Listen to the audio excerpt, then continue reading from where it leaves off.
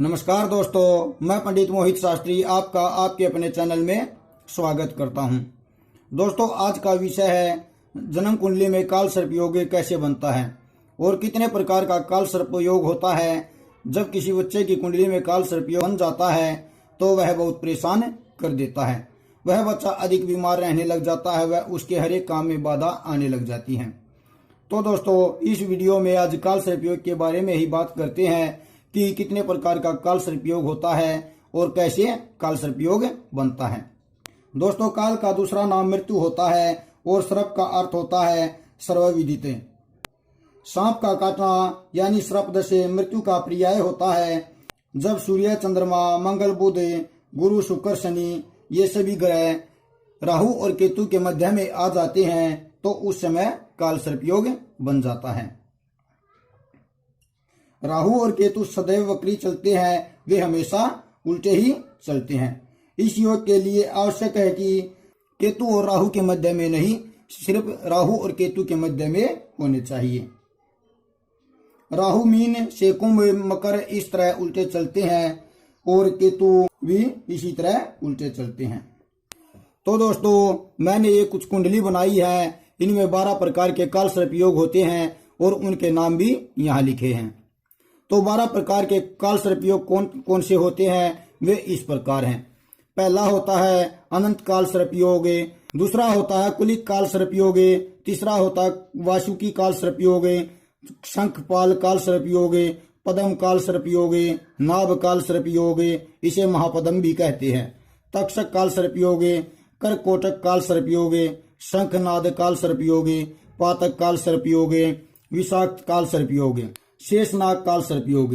इस तरह 12 काल सर्प योग होते हैं और ये काल सर्प योग कौन सा काल सर्प योग कुंडली में किस प्रकार बनता है वह मैं सब आप लोगों से अब बता देता हूँ। जब अनंत काल सर्प योग बनता है उस समय राहु लगन में होता है और केतु सप्तम भाव में होता है, तो उसके मध्य में सभी ग्रह आ जाए उस समय अनंत काल सर्प योग बनता है। इसमें जन्मा बच्चा गृहस्थ सुख भोगने के लिए बहुत बेचैन रहता है। गृहस्थ सुख में बार बार रुकावट होती है। दूसरे नंबर पर आता है कुलिक काल सर्प योग।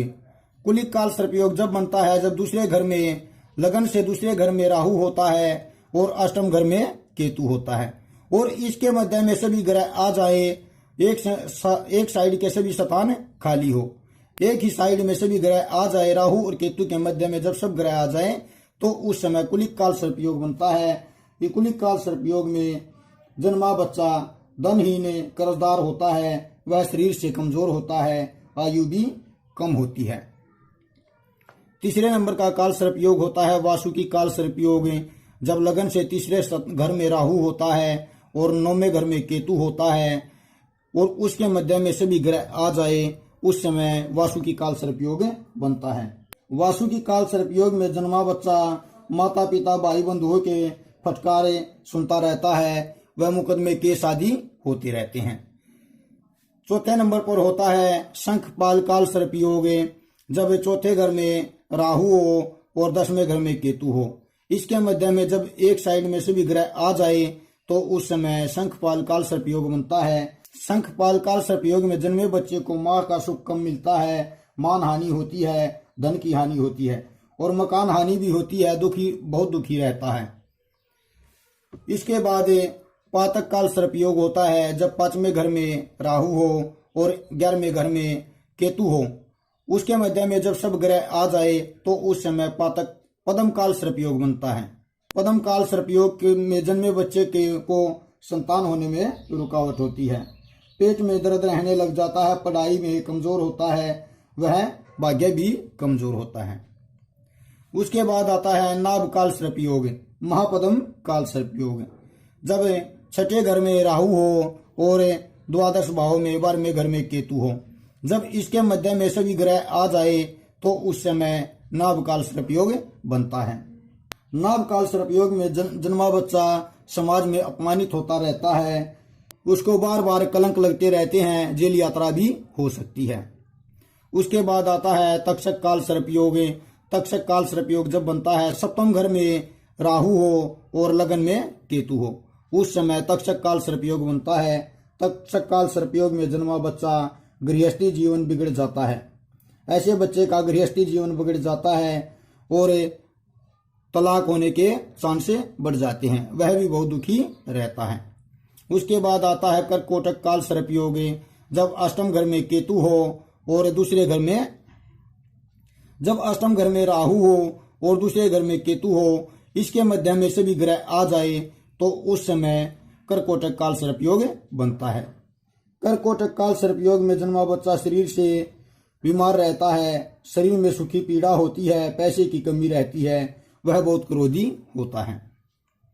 उसके बाद आता है शंखनाद काल सर्पयोग, जब नवम घर में राहु बैठा हो और तीसरे घर में केतु हो और उसके मध्य में से भी ग्रह आ जाए तो शंखनाद काल सर्पयोग बनता है। शंखनाद काल सर्पयोग में जन्मा बच्चा भाग्य का कमजोर होता है, दारिद्र होता है, जीवन में बार बार अपमानित होना पड़ता है और शैतान का भी त्याग करना पड़ जाता है। उसके बाद आता है पातक काल सर्पयोग, जब 10वें घर में राहु हो और चौथे घर में केतु हो। जब राहु और केतु के बीच में से भी ग्रह आ जाए तो उस समय पातक काल सर्पयोग बनता है। पातक काल सर्पयोग में जन्मा बच्चा धर्म का त्याग करे, पैसा कमाने लग जाता है, समाज में इज्जत नहीं होती, वह अकेला रहना पसंद करता है और वह जहां भी जाता है इज्जत कम होती है, जगह जगह पर अपमानित होता रहता है। इसके बाद आता है विषाक्त काल सर्पयोग, जब 11वें घर में राहु हो और पंचम घर में केतु बैठा हो और इसके मध्य में से भी ग्रह आ जाए तो उस समय विषाक्त काल सर्पयोग बनता है। विषाक्त काल सर्पयोग में जन्मा बच्चा बुद्धि से कमजोर होता है, वह ठगी चोरी आदि करने लग जाता है, लाटरी जुआ खेलने लग जाता है। ऐसा बच्चा जो 2 नंबर के काम होते हैं वे ज्यादा करने लग जाता है। उसके बाद आता है शेषनाग काल सर्पयोग, जब द्वादश भाव में राहु बैठा हो और छठे घर में केतु बैठा हो, उसके बीच में जब सभी ग्रह आ जाते हैं तो उस समय शेषनाग काल सर्पयोग बनता है। इस योग में जन्मे बच्चे पति पत्नी के बीच में क्लेश रहता है, वह संतान निकम्मी हो जाती है, शत्रुओं का डर बना रहता है, अपहरण होने का भी भय रहता है। ऐसा बच्चा भी बहुत दुखी होता है।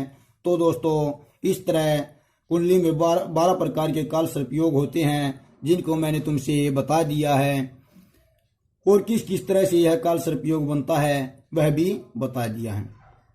अगर किसी बच्चे की कुंडली में काल सर्पयोग बनता है तो उसको काल सर्पयोग की शांति करवा लेनी चाहिए, नहीं तो जीवन में बार बार परेशानी आती रहती है और वह बहुत कष्ट देती है। इससे अगली वीडियो में मैं काल सर्पयोग को शांत करने के उपाय भी बताऊंगा, जिन उपायों के करने से काल सर्पयोग शांत हो जाता है। ऐसे कुछ उपाय मैं अगली वीडियो में आप लोगों से बताऊंगा। तो दोस्तों, अगर वीडियो पसंद आए तो वीडियो को लाइक करना और शेयर करना, अगर चैनल पर नए आए हो तो चैनल को सब्सक्राइब करना और बेल आइकन को भी दबाना ताकि हर वीडियो को नोटिफिकेशन आप लोगों तक पहुंचता रहे। जय श्री राम दोस्तों।